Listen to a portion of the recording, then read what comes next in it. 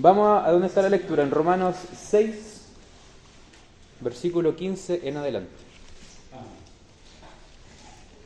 Le damos lectura en el nombre del Señor Jesucristo.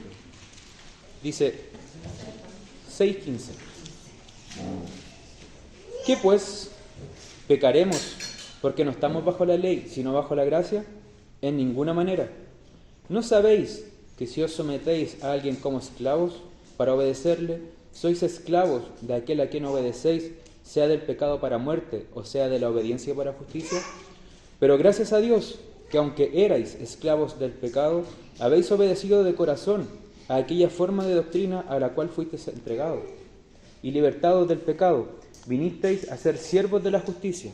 Hablo como humano por vuestra humana debilidad, pero así como para iniquidad presentasteis vuestros miembros para servir a la inmundicia y a la iniquidad, así ahora para santificación presentad vuestros miembros para servir a la justicia. Porque cuando erais esclavos del pecado, erais libres acerca de la justicia. Pero ¿qué fruto teníais de aquellas cosas de las cuales ahora os avergonzáis? Porque el fin de ellas es muerte. Mas ahora que habéis sido libertados del pecado y hechos siervos de Dios, tenéis por vuestro fruto la santificación y como fin la vida eterna.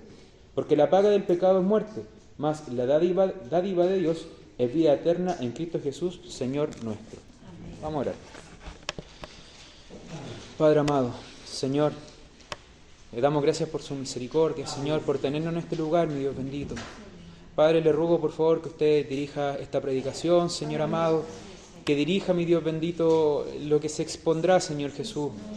Como dicen predicadores, Señor, sea corto, sea largo, lo importante, Señor amado, es que se pueda transmitir lo que usted nos quiere hablar en este día, Señor Jesús.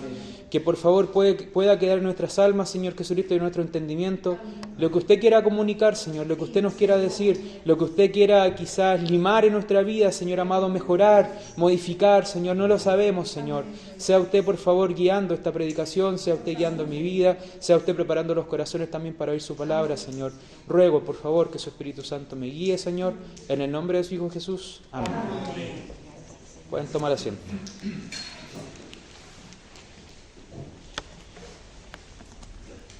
No sé si ustedes recuerdan la línea de cómo se ha ido predicando el libro de los Romanos. Si recuerdan, la semana pasada predicó la Javi, y como subtítulo tiene Muertos al pecado, vivos para Dios, ¿cierto?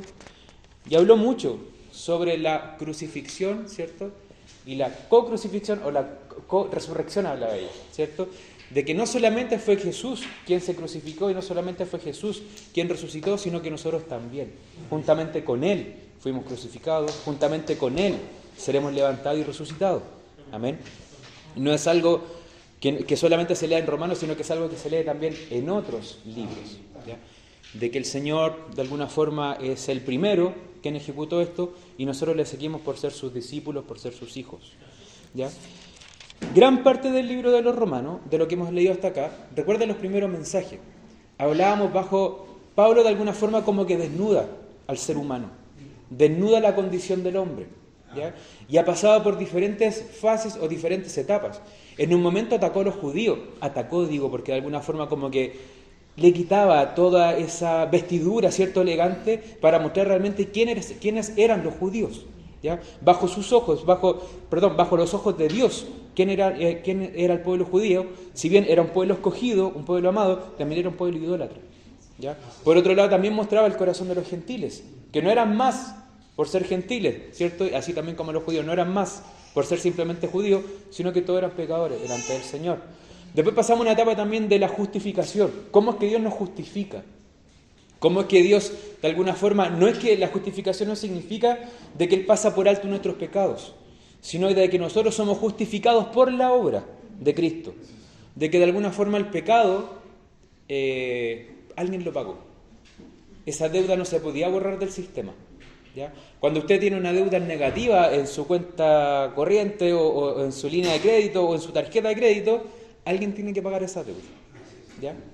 Luego lo va a pagar usted con dinero o lo va a pagar de alguna forma, lo tiene que pagar, ¿ya? No hay manera de que se borre. Puede haber una falla, somos seres humanos, hay hackers, hay un montón de cuestiones, pero eso es corrupción. Dios, lo mostrábamos nosotros en todo lo que hemos visto de Romanos, de que Dios es un Dios santo, es un Dios justo, ¿ya? No es un Dios injusto que pasa por alto el pecado. Después llegamos a la parte, lo que recién les acababa yo de explicar, que era lo que la Javi predicaba la semana anterior, ¿ya? Hablaba también de la esclavización del pecado, ¿cierto?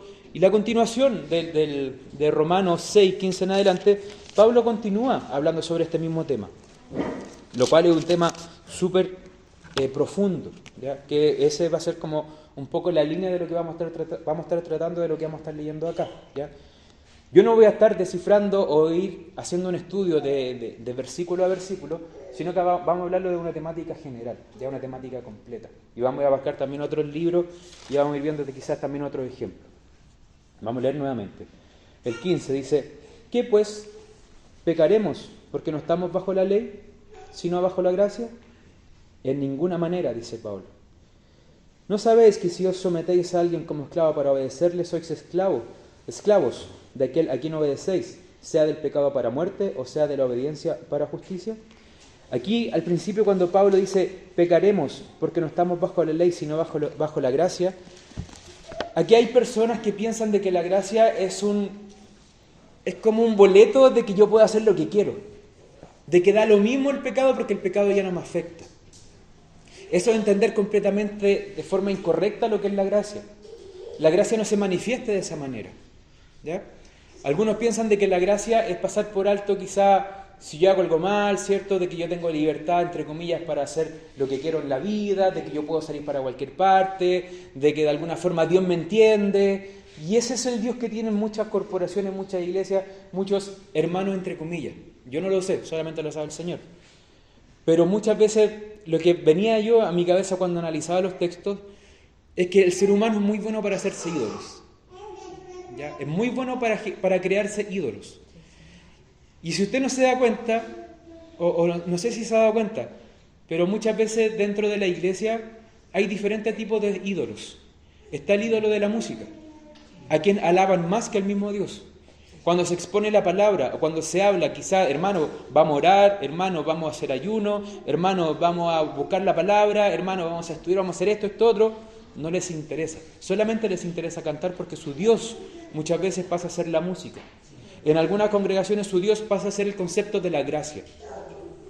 Como que ellos alaban la gracia, pero mientras alaban la gracia se descarrían en cualquier tipo de pecado porque todo lo alaban con la gracia.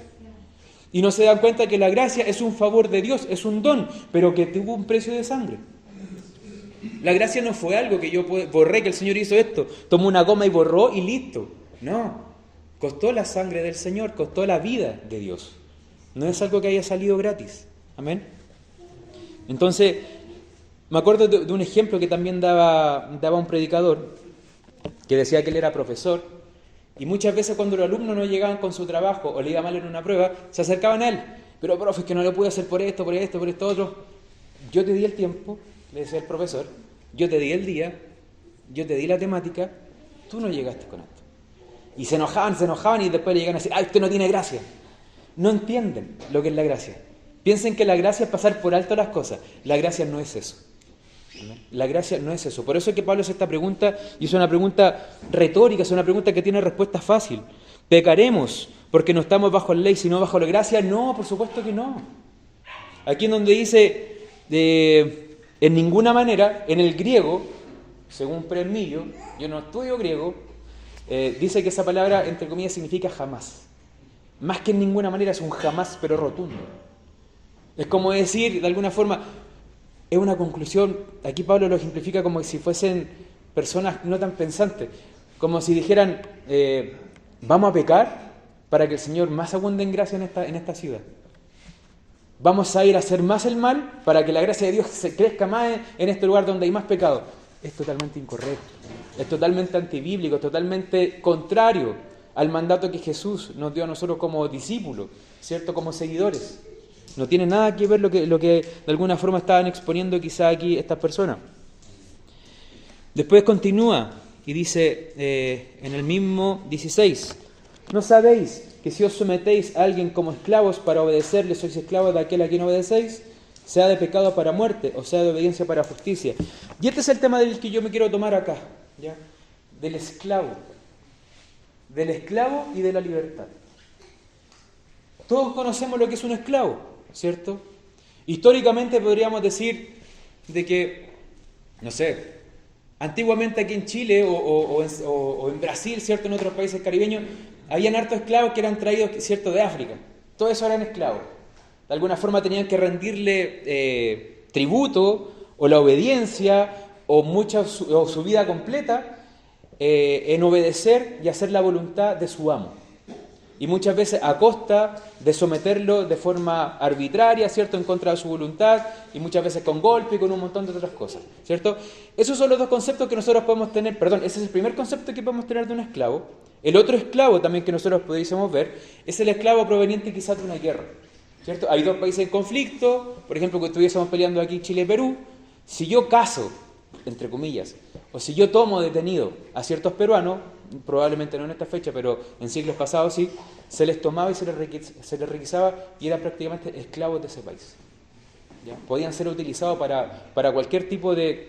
para lo que se les mandara. ¿Ya? Y no iban a estar ahí presos y dándoles comida todo el tiempo, sino que iban a ser usados en algo en específico como esclavos. ¿Ya? Cuando nosotros llegamos acá a Romanos y leemos, cuando a Pablo le dicen, ¿no saben que si someten a alguien como esclavos para obedecerle, son esclavos de aquel a quien obedecen? ¿No se dan cuenta de eso? De aquel ustedes a quien le obedezcan, terminarán siendo un esclavo. Y nuevamente, aquí hay dos conceptos que se pueden tomar como para bien y para mal. Primero, Pablo habla de someterse y Pablo habla también de esclavo. La palabra del Señor nos dice de que nosotros debemos someternos unos a otros y que al mismo tiempo también nos debemos someter a Cristo, ¿cierto? Ese es el concepto correcto.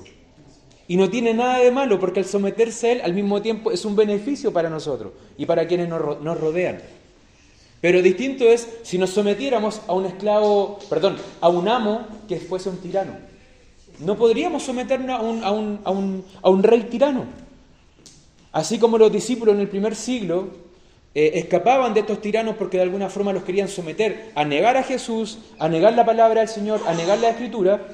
Esa era una forma de tiranía que no podía ser obedecida, ¿ya? Y que no podíamos obedecer y que incluso podía correr en riesgo nuestra vida o la vida de los que vivían en ese tiempo. Tenemos dos dualidades en cuanto a la palabra esclavo, ¿ya? Y en cuanto a la palabra también sometimiento. La palabra nos muestra también de que habían esclavos de alguna forma comprados históricamente y habían otros esclavos que se ofrecían a sí mismos para ser esclavos de forma voluntaria. Usted preguntará, ¿cómo alguien se va a entregar a ser esclavo de una persona o de una familia? Era porque en la gran mayoría de las veces eran las personas que no tenían nada, mejor dicho. No tenían nada. Entonces ellos necesitaban, de alguna forma, ser recibidos por alguien para poder ser alimentados, para que los pudieran sostener de alguna forma y no murieran ahí en el intento de querer sobrevivir. Entonces por eso ellos llegaban y entregaban su vida en esclavitud a un amo. ¿Ya? Entonces, la palabra del Señor, nuevamente voy a leer el mismo versículo. ¿No saben que si os someten o si os sometéis a alguien como esclavos para obedecerle, sois esclavos de aquel a quien obedecéis, sea del pecado para muerte o sea de la obediencia para justicia? Aquí algo que me llamaba la atención, profundamente la atención, es que Pablo apunta mucho la obediencia con amo, ¿cierto?, con una paga también final de los dos, pero en ningún momento aquí, por ejemplo, que muestra, yo decía, muchas veces se habla de que nosotros cuando estábamos en el mundo éramos esclavos de Satanás, ¿cierto? Y de que Satanás nadie le abre sus puertas y tenemos muchos versículos así. Pero aquí la palabra del Señor me está mostrando de que yo soy esclavo del pecado y el pecado mora en mí. Y aquí no obedezco yo muchas veces, no es simplemente al diablo, sino que obedezco a mis propias concupiscencias. De que yo soy el culpable. De que muchas veces tratamos de echarle la culpa al que está afuera, tratamos de echarle la culpa al diablo. No quiero poner de inocente al diablo porque él va a tratar de buscar todos los medios posibles para que usted alabe su concupiscencia. ¿Cuál es el fin de él? Tratar de destruirme. Eso es lo que trata de buscar él. Él, a través del pecado, trata de destruirme y de esclavizarme. ¿Ya? En el caso, por ejemplo, del Señor, a nosotros nos hace esclavos, pero con una paga hacia la justicia, hacia ser más santos hacia Él. Por el contrario, cuando nosotros somos esclavos hacia el pecado, cada día nos dirigimos más hacia la muerte. Ese es el pago, al final, que nos entrega, de alguna forma, ser esclavos de nuestras propias concupiscencias o ser esclavos del pecado. Acá yo noté Nosotros debemos entender que el pecado es un destructor y un esclavizador. No es alguien con quien nosotros podamos jugar. No es alguien con quien nosotros podamos... Veía yo un ejemplo. Y veía como cuando alguien pesca en un lago. Muchas veces tira el anzuelo, ¿cierto? Con un cebo en la punta, y ahí van los tontos pescados, por decirlo de alguna forma. Porque de alguna forma llegan al lado y le tiran, y ahí después va de nuevo a esa misma cuestión, y a esa misma cuestión, hasta que lo agarran, ¿cierto? Y no se puede soltar. El pecado muchas veces juega así con nosotros. Se pone ahí el cebo, el diablo, se pone ahí, y ahí uno va detrás. Y va lentamente. Y ese pescador que está allá afuera puede estar esperando todo el día. Y nosotros podemos estar comiendo por la orillita de este anzuelo. Pero nos falta el momento en que ya no estamos atentos, y en vez de seguir comiendo por la orillita, ya nos dio todo el hambre, pescamos el anzuelo completo, ven para acá. Nos agarra el pecado de forma completa. Y ya no tenemos nosotros nuestro propio movimiento natural. Nos mueve para allá, nos mueve para acá, para donde Él quiere. Y atraernos hacia Él. Eso es lo que Él busca con nosotros. Que mordamos el anzuelo. Que mordamos el anzuelo. Y el anzuelo probablemente está atado a su propia debilidad. Eso es lo peor de todo, que Él nos conoce. No nos conoce tanto como el Señor, pero Él ya lleva miles de años viviendo aquí, ¿cierto?, alrededor de la tierra. Conoce al ser humano y simplemente con vernos, si entre comillas dicen que algunos psicólogos por ver quizás nuestras expresiones nos conocen, en parte, Él simplemente por vernos y escucharnos sabe cuáles son nuestras debilidades. No le es tan difícil. Y sabe de qué manera nos va a tentar. Sabe de qué manera nos puede esclavizar. Y eso es lo que está buscando Él, esclavizarnos y destruirnos. Amén. Vamos a ir a un versículo que se encuentra acá en Salmos. En Salmo 119, 133 en adelante dice: ordena mis pasos con tu palabra, y ninguna iniquidad se enseñoree de mí. Líbrame de la violencia de los hombres, y guardaré tus mandamientos. Haz que tu rostro resplandezca sobre tu siervo, y enséñame tus estatutos. Ríos de agua descendieron de mis ojos, porque no guardaban tu ley. Me encanta la sinceridad de quien escribe acá. Si ustedes se dan cuenta, si analizan detenidamente cómo empieza el 133, dice: ordena mis pasos con tu palabra, y ninguna iniquidad se enseñoree de mí. Ninguna iniquidad me haga a mí esclavo de esa iniquidad. Y aquí no está hablando Pablo, son cientos de años hacia atrás, que ya estaba exponiendo de alguna forma la condición, de alguna forma estaba como descubriendo el pecado que de alguna forma nos quiere esclavizar. Amén. Y después me encanta también la profundidad y la sinceridad en el 136, donde dice: ríos de agua descendieron de mis ojos porque no guardaban tu ley. Él sabía que no estaba guardando la ley. Él sabía que de alguna forma estaba desobedeciendo. Él sabía de alguna forma que se estaba escapando, dándole rienda suelta a sus pensamientos, a su corazón, a su vida. Y sabía que siendo así iba a ser una presa fácil para poder ser nuevamente esclavizada, destruida. Amén.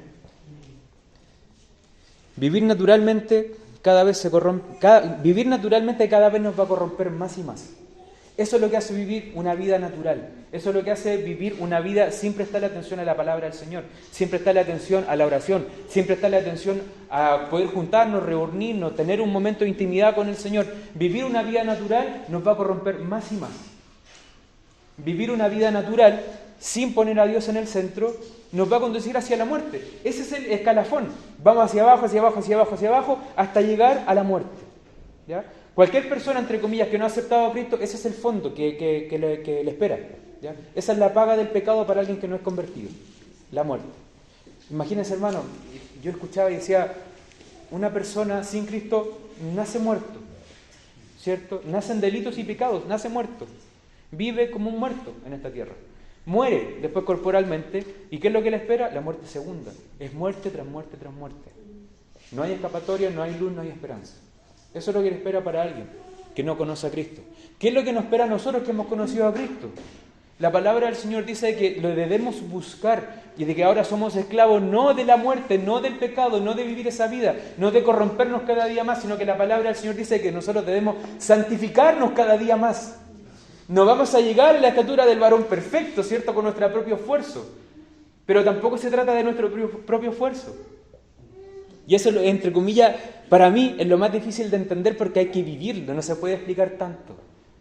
Pérez Millo lo dice de esta forma, que la santificación no se trata de lo que yo puedo hacer para Dios, no se trata de eso, se trata de lo que Dios hace a través de mí. Cuando yo dejo que Dios obre en mí, es que ahí yo me santifico. ¿A qué me refiero con eso? Por ejemplo, yo digo, o yo lo analizaba, yo no vengo a la iglesia para entregarle un servicio al Señor. Eso no me va a santificar. Yo no hago un ayuno para entregárselo a Dios porque eso me santifica. Eso no lo va a santificar. ¿Sabe lo que le va a santificar? Hacer ese ayuno, ¿cierto? Con una conciencia plena de que es Dios quien está obrando en mí en ese momento. Pero yo no estoy haciendo ningún esfuerzo extra de que el Señor diga, ¡oh, qué increíble! Se santificó solo. No. Es dejando de que Dios obre en mi vida. Apártate un rato para el hambre y deja que Dios obre en ti. Siempre todo, de alguna forma, cuando nosotros hacemos cosas para el Señor, como que nos esforzamos, tratamos de hacer cosas. ¿Y cuánto le dura? ¿3 meses, 6 meses, 1 año, 2 años? El Señor no quiere eso. No quiere que nuestro esfuerzo dure un tiempo determinado. Quiere que Dios trabaje en nosotros. Y ese trabajar en nosotros es precisamente esto, santificarnos. Santificarnos. La santificación no se logra por obras. Recuerden que los Gálatas cayeron en ese error. Pensaban de alguna forma que ahora, claro, la gracia, ¿cierto? La fe. No hice ningún esfuerzo. No me costó nada, ni siquiera me peleé la rodilla. Nada. Soy salvo por gracia, por medio de la fe. ¿Y ahora qué le agrego? Agreguémosle obras, agreguémosles cosas. Y así yo pienso que me santifico. No. De eso ya hablamos anteriormente en los romanos, lo que hacían los judíos. Que ellos ponían más cosas para sentirse más justos, para sentirse diferente a los demás, para sentirse diferente a los gentiles, para sentirse diferente a cualquier otra persona. Y el Señor no busca eso. Amén. El Señor busca de que de alguna forma esto que estamos hablando acá, la palabra que se entrega día a día, los testimonios que usted puede escuchar, las obras del Señor que usted ve día a día, glorifique a Dios. Que eso vaya cambiando su comportamiento. Que de alguna forma el carácter de Cristo se vaya reflejando en usted, no simplemente por lo que usted hace, sino porque usted deja que Cristo molde su vida. Que de alguna forma sea Él quien vaya moldeando, ¿cierto? Que vaya haciendo su carácter. Cuando nosotros nos ponemos delante siempre la embarramos. Mostramos nuestro carácter, nuestro enojo, nuestro descontento, nuestra pasividad, nuestro relajo, lo que sea nuestro carácter. Pero no dejamos que sea Cristo quien se refleje en medio nuestro. Amén.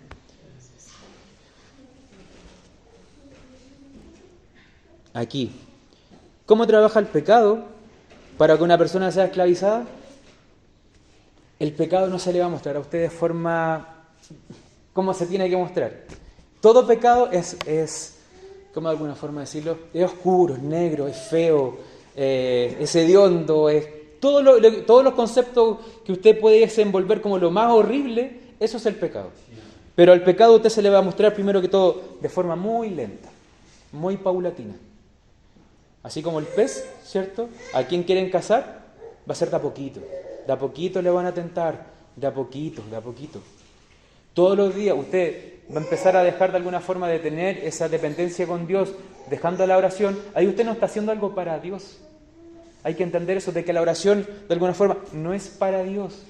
Yo no estoy haciendo esta oración de 1 hora para Él. Él no lo necesita. Él no necesita nada de eso. Somos nosotros los deficientes. Somos nosotros quienes necesitamos la presencia de Él en nuestra vida. No es que yo haga cosas para Él, para yo santificarme porque hice cosas. No. Si eso usted incluso lo calculara en el tiempo, hermano, si nosotros calculáramos por el tiempo las cosas que hacemos por Dios y de esa misma manera nosotros calificáramos nuestra santidad, no alcanzaría para nada. Me acuerdo que antes siempre se decía, ¿cuánto es el tiempo que nosotros le servimos al Señor? Y siempre se hacía el cálculo. Si servimos al Señor 2 horas, 3 días a la semana, 6 horas, al mes sería recién un día, ¿cierto? Al mes. O sea, si fuera un día al mes que servimos al Señor, al año serían 12 días. Si vivimos, no sé, 50 años, serían 60 días que serviríamos al Señor. No sé, algo así, el cálculo. Pero era la nada misma lo que de alguna forma servimos al Señor.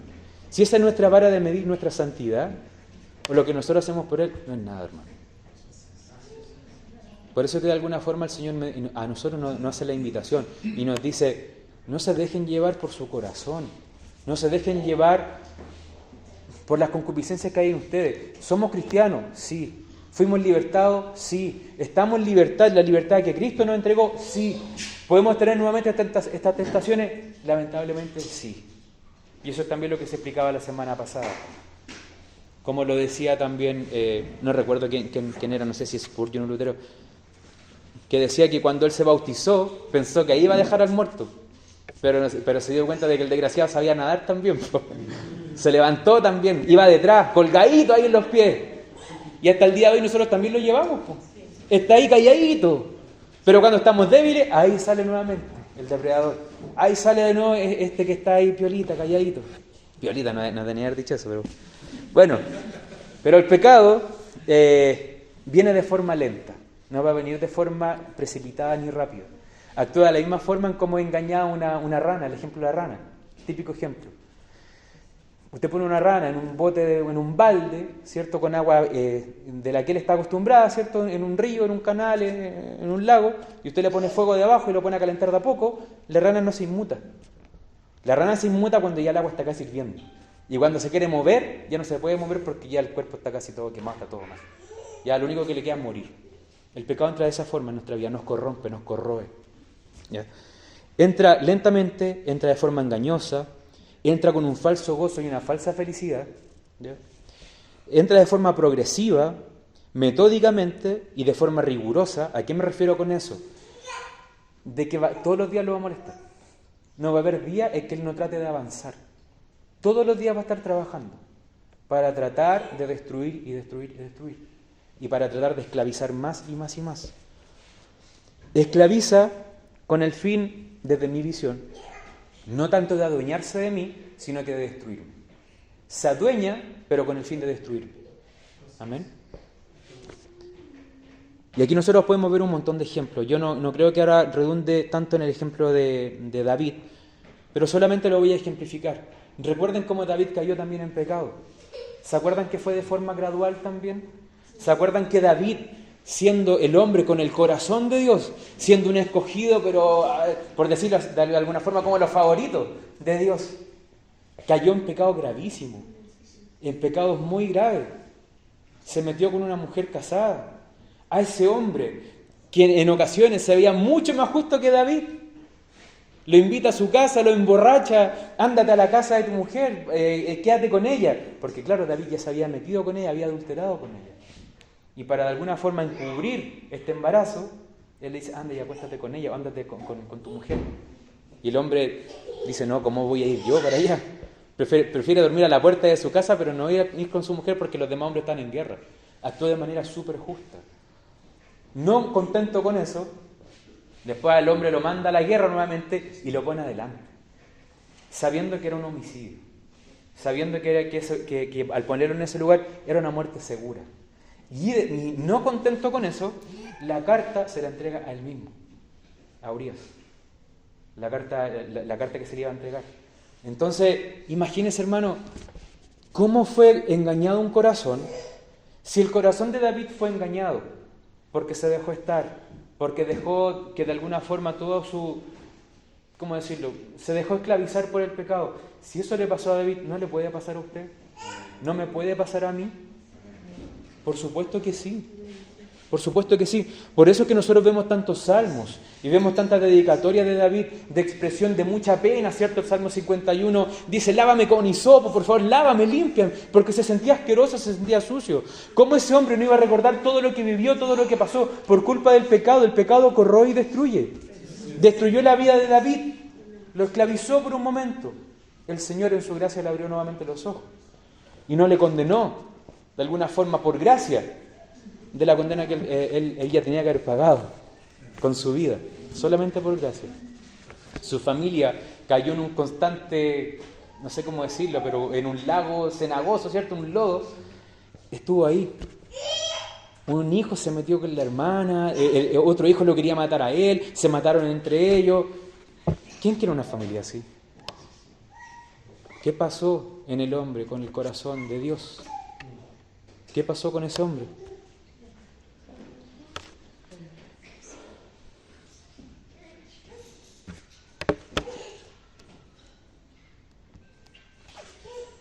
Bueno, la palabra siempre va a ser pertinente y siempre nos va a llamar a la santidad. De alguna forma, Pablo, eso es lo que está haciendo aquí con los romanos. Decirles nuevamente, romanos, no se equivoquen. La gracia no es sinónimo para que ustedes estén pecando deliberadamente. La gracia no es un escape para que ustedes puedan hacer cualquier cosa como lo hacían antiguamente. La gracia es de alguna forma la expresión del amor de Dios y de la ira también de Dios que fue depositada sobre su Hijo para que ustedes hoy gocen de la libertad. Pero de la libertad, y esta es la paradoja cristiana, de que de alguna forma, si no somos esclavos del pecado, somos esclavos de la justicia, o sea, esclavos de Dios. Eso es lo que somos hoy día, esclavos de Dios. Pero al ser esclavos de Dios, somos verdaderamente libres. ¿Y saben por qué somos verdaderamente libres? Porque el esclavo ya no nos tiene de las manos atadas. Hoy día nosotros hacemos las cosas y servimos al Señor. Y aquí va el contexto de que nosotros no hacemos cosas para el Señor. Si nosotros hacemos cosas por el Señor, no para Él porque estemos obligados. Hacemos cosas por Él porque estamos en libertad de alabarle, porque lo conocemos. Eso es santificarse. Yo vengo a la iglesia y canto, no para sumar puntitos y sumar quizás perlita a mi corona en el cielo. No lo hago por eso, para nada. Lo hago porque es mi vida. Por eso lo hago. Por eso sirvo al Señor. No lo hago retribuyendo tampoco lo que Él ha hecho por mí. Lo hago porque esta es mi vida. Cuando usted se convirtió, esta es su vida. Servir al Señor, alabarle. No es porque usted lo haga simplemente porque algunos tienen el mal concepto de que piensan que haciendo esto se van a salvar. Otros piensan que haciendo esto se van a santificar. Otros piensan que haciendo esto van a purificar el pecado que hicieron ayer. No tienen ni idea. No es por eso. El sentido de libertad es que de alguna forma yo me hago esclavo con total libertad, ¿cierto? Suena raro, pero me hago esclavo con total libertad de mis sentidos, de mi corazón, de mi vida, por agradarle a Él y porque en Él estoy contento, hermano. En Él estoy gozoso. De ahí emana lo que es mi libertad. De ahí emana lo que es mi seguridad. Usted como cristiano, nosotros pensamos de que la semana pasada se hablaba de que el cristiano de alguna forma no puede estar esclavizado. Pero hermano, déjeme decirle, hay cristianos que sí están esclavizados. Y muchas veces yo también he estado esclavizado. Yo amo al Señor, pero sí he tenido mi atadura en mis manos y en mis pies. Sí he tenido grilletes. Pero el Señor es el único que puede venir y nuevamente cortar esos grilletes. Solamente Él. No estamos libres nuevamente de caer. No estamos libres de que el pecado nos engañe. El pecado, como les decía yo acá, entra de forma lenta, entra de forma paulatina, entra de forma progresiva. Y su fin no es tenerme simplemente esclavizado, su fin es destruirlo a usted y a mí. Por eso que nosotros debemos buscar la santidad. Amén.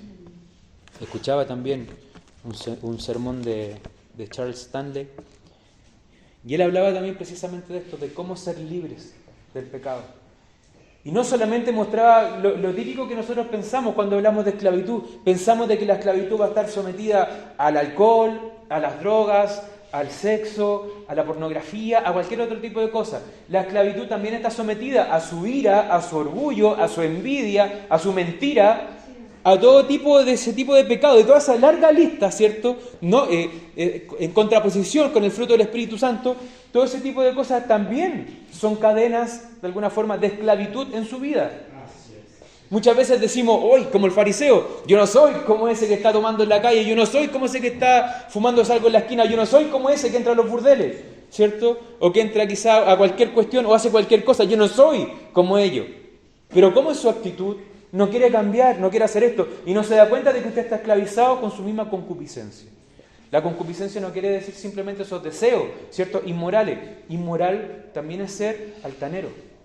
Inmoral también es ser orgulloso. Inmoral también es ser una persona que no ayuda al prójimo, que lo pasa por alto, que le da lo mismo a los demás. Eso también, hermano, es una suerte de esclavitud en su vida. Y que le impide santificarse día a día. Todo lo que le impide a usted santificarse día a día es lo que usted tiene que tener cuidado. Lo visible es súper fácil de evitar. Es súper fácil de evitar. Yo voy a evitar que me atropelle ahí el camión, ¿cierto? La micro, cualquier cosa. Pero yo debo estar atento a todo. Al que camina al lado mío, al que se hace mi amigo caminando, al que viene con una mala intención y yo no me doy cuenta. Hay que estar atento de todo. El pecado actúa así, actúa en la amistad, actúa en el falso cariño, en la falsa respuesta, en el falso gozo. Estemos alerta, hermano. Vamos nuevamente a Romanos para seguir leyendo. Dice, pero gracias a Dios, que aunque erais esclavos del pecado, habéis obedecido de corazón a aquella forma de doctrina a la cual fuisteis entregados, y libertados del pecado viniste a ser siervos de la justicia.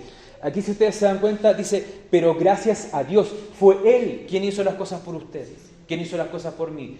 Ahora, en el periodo de santificación, ¿voy a cambiar esa forma en cómo Dios obra?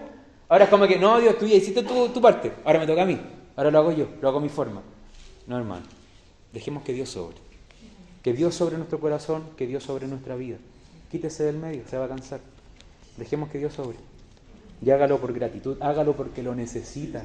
Amén.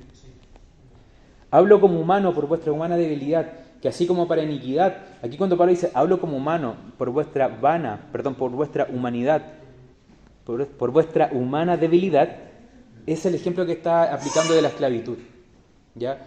No es que simplemente aquí quiera hablar de otra forma, sino que está el ejemplo que lo ocupó, la ilustración que lo ocupó, la ocupó para que las personas pudiesen entender lo que Pablo quería expresar. ¿Ya?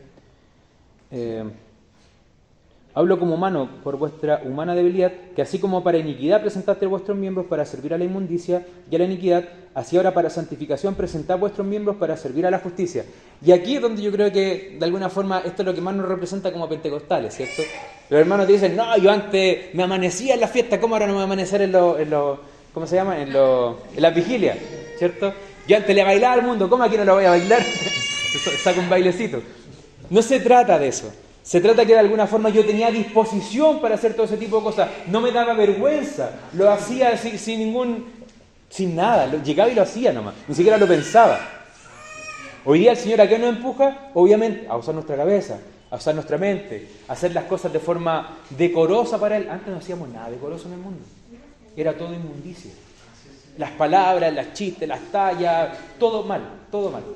Hoy debemos cuidarnos nosotros y hacer las cosas en honor a Él. Amén. Porque cuando erais esclavos del pecado, erais libres acerca de la justicia.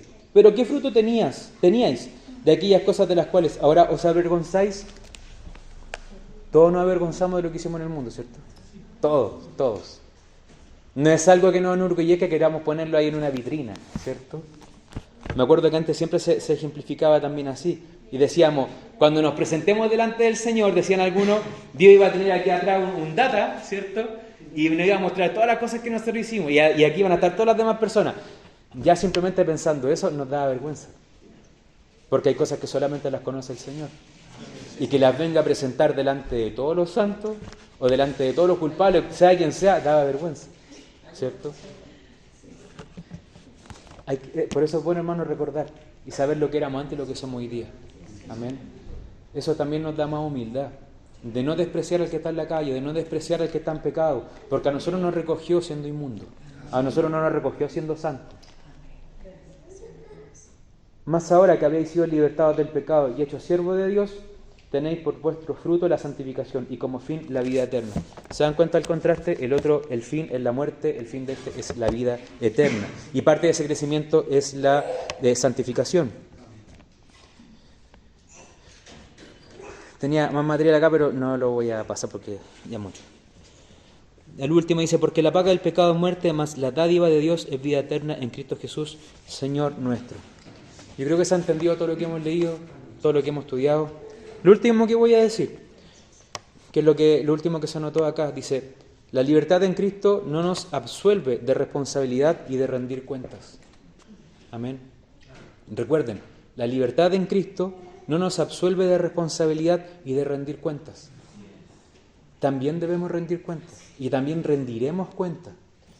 Y hoy actualmente tenemos responsabilidad.